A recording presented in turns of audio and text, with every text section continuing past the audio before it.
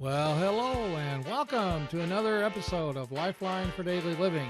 Yes, this is the place where you can find the answers to your mental health, relationship, and family questions.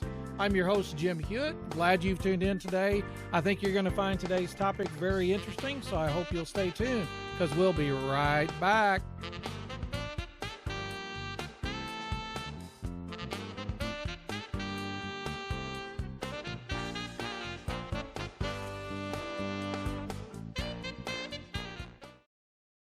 All right. Hey, welcome back to another episode of Lifeline for Daily Living. Glad that you've chosen to be with me today.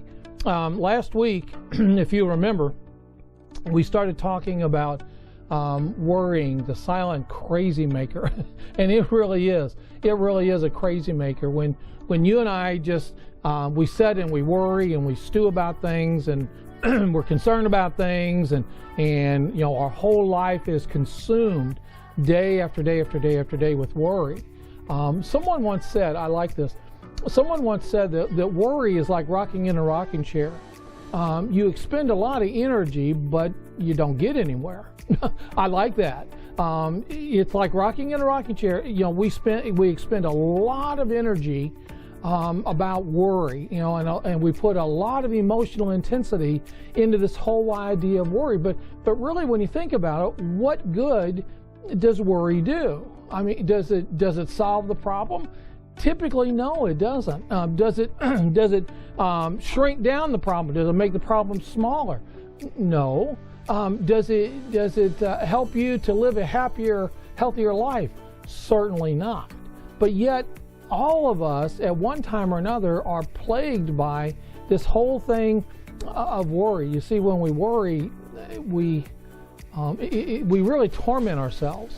Worry is usually caused by a lack of trust or not trusting God at all. You know, as many of you who are believers, we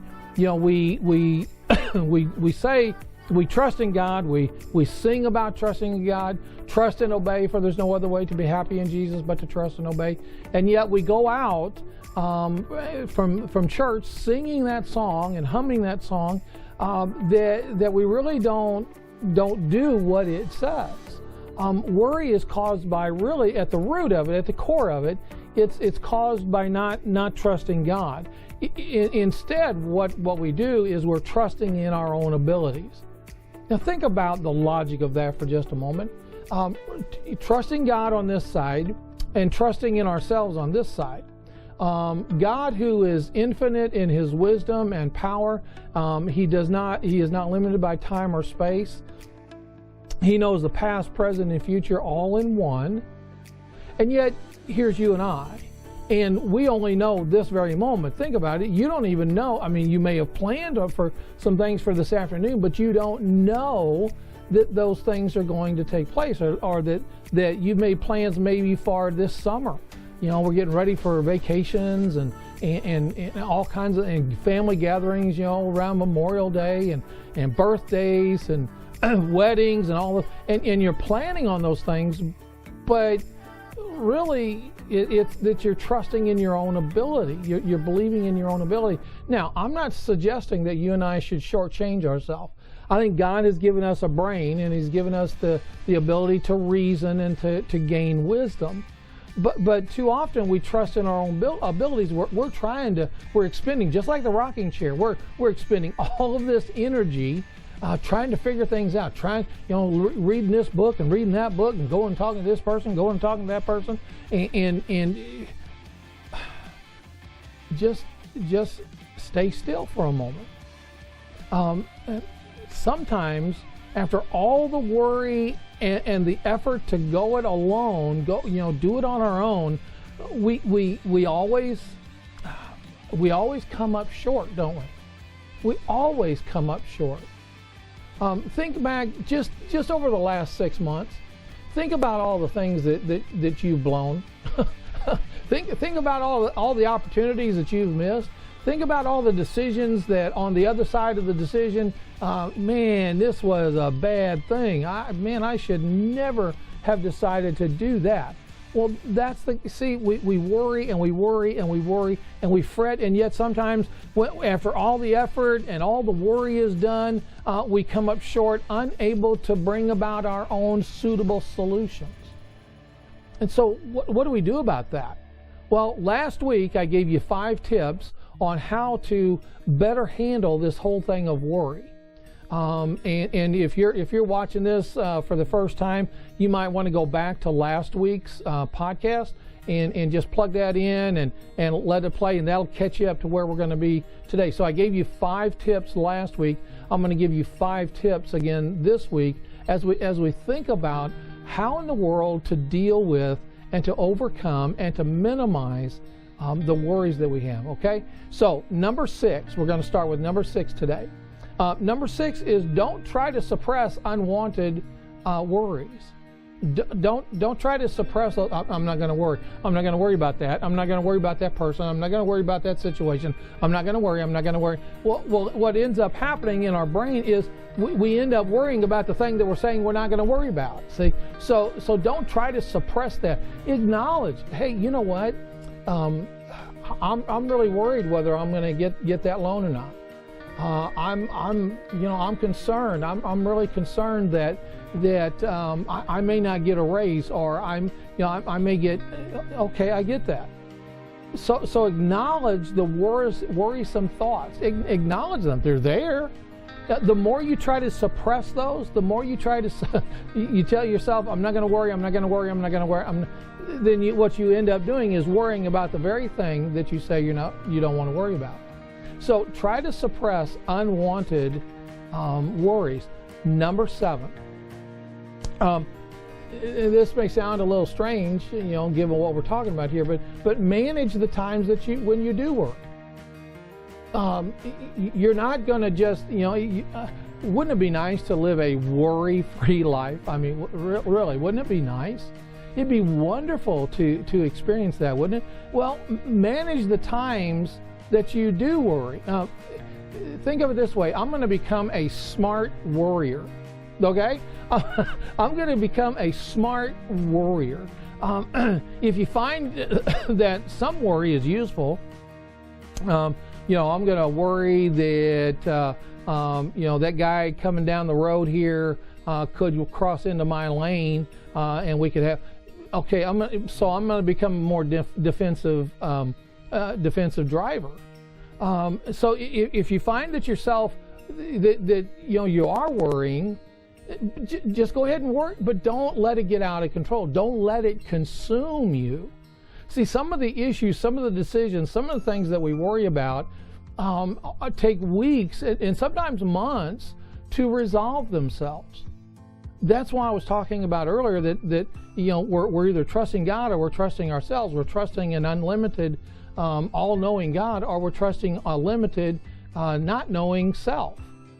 See that? So take time to take care of yourself. Now, that sounds a little weird, maybe. Take time to take care of yourself. Just enough time to get yourself back in balance. If I'm worrying about something and fretting over it, I may just go outside and cut grass, or I may go outside and ride my motorcycle. A lot of different things that I can do, but see, I'm going to allow myself that certain amount of time to be concerned and worrying and fretting, and then so that it doesn't control me, I'm going to go do this now.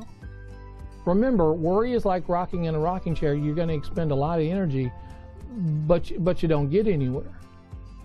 So manage the times that you do worry. Instead of worry controlling you, you control it. Okay? Number 8. Change the what if worries to how can I worries. Now that's really about changing your perspective, right? Change the what if. See, what if this happens? Well, what if that happens? Well, what if this happens? What if? Change that to, well, how can I? And then you finish the sentence. To be able to manage your words, you need to understand exactly what they are. Keep trying. You might keep a worry diary. Now, this isn't something that you would share with everybody, but you keep a worry, and if you keep a worry diary, also include in that diary a verse to go with that worry. See what I'm saying? So later then you can turn the what ifs. You'll see how they've turned into, well, how can I? See, if I'm doing the what ifs, right? If I'm sitting here and I'm doing the what if this, well, what if that, what if this, what if that, I'm not being active. I'm not being proactive at all. I'm just kind of sitting here, okay, well, what if this happens? Well, I don't know. What if that happens? Well, I don't know. Well, what if this happens? I don't know. In other words, instead of doing the, sitting there, just kind of, well, what if? I've become more proactive. How can I take care of that? If this were to happen, if X were to happen, then how could I handle that? I use that phrase with clients a lot. A lot. Where we're sitting and they're saying, well, what if this? Well, what if that? Well, let's just take that. Well, what if this happens? Then what? How can I see that? That's how that works. And it's interesting how it really does change the perspective by which you think about things. So changing the what if instead of well, what if, change it to well, how can I? What would I do if I'm planning a picnic for this weekend? Okay, well, what if it were to rain? Then take that and add to that. If it rains, then finish it on out. You see that? It just kind of becomes simple, almost so simplistic that it just kind of we run past it. So. Think about that. Well, what if I don't get this job? Okay.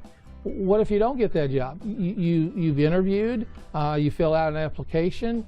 Well, what if you don't get that job? Is it going to be the end of your life? Well, certainly not. It might feel like that, right? But it's not. Well, what if I don't get a raise? Okay. Well, go back and look at your budget and your family budget or your personal budget, and okay. Well, if I don't get a raise, then how do I need to adjust my spending, my expenditures? See that? That's how that works. So change the what if worries to how can I? Okay. Number 9. And this is a key one here. Don't lose sleep. Don't lose sleep by worrying. That's probably out of all the tips that I've given thus far, I think that's probably one of the more important ones. Because see, when I lose sleep, then I'm not thinking clearly. It's like I'm in a fog, and that's one of the things that we look at when we're talking to people about the worries that they have or the anxieties that they have. Well, how much sleep are you getting? Oh, wow, I'm not getting very much. Probably 2 or 3 hours a night. Okay, now let's think about this. Just during a 5-day work week, 6 to 8 hours is where we kind of look at a benchmark that's good restful sleep. So let's just take 8 hours. Okay, 8 hours times 5 take 8 hours times 5 is 40 hours. That's 40 hours of sleep during the week, during the work week. Now, if you're only sleeping 4 of that, figure it out. You're getting half the amount of sleep during the course of the week. And see, when you lose sleep like that, you'll never, ever make it up. And so what happens is it starts working on our emotions. It starts working on our brain. That our brain needs time to rest and to recharge. So one solution to worries is that keep you awake at night is to keep a pen and paper right beside your bed. And if you all of a sudden wake up and you're just you're just having trouble getting to sleep, write out that worry. Remember the worry journal? Write out that worry, and then watch what happens, because then you'll be able. Okay, all right. Because what happens is we wake up in the middle of the night and we're worrying about, okay, and maybe we've had an epiphany. Maybe we've had a wonderful thought about how to solve a problem. Well, write it down, because then you can go ahead and sleep, because see, when you wake up the next morning, there it is. Okay? So you'll probably find that once worry has been transferred to that piece of paper, it'll no longer be keeping you up at night because you've written it down, and now you have it from your head. Now it's on a piece of paper, and there's a lot to say about the power of when you write something down. So have that pen or pencil, piece of paper right by your bed if you wake up, okay. Or, if you're having trouble getting to sleep, write some things out. It will help you tremendously, I promise you.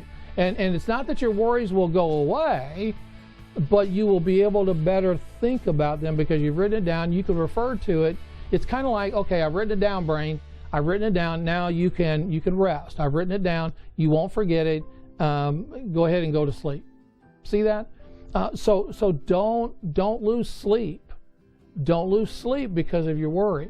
Because if you do, you're just going to get kind of in a grind, and it's going to grind you down emotionally. You're going to get sick. Some people end up actually getting the flu because their immune system is depleted because they're not getting enough sleep.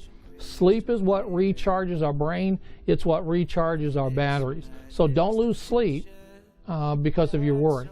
And finally, now, number 10, I want to encourage you to stay in the moment as we're talking about how to deal with, how to come to grips and minimize my worry.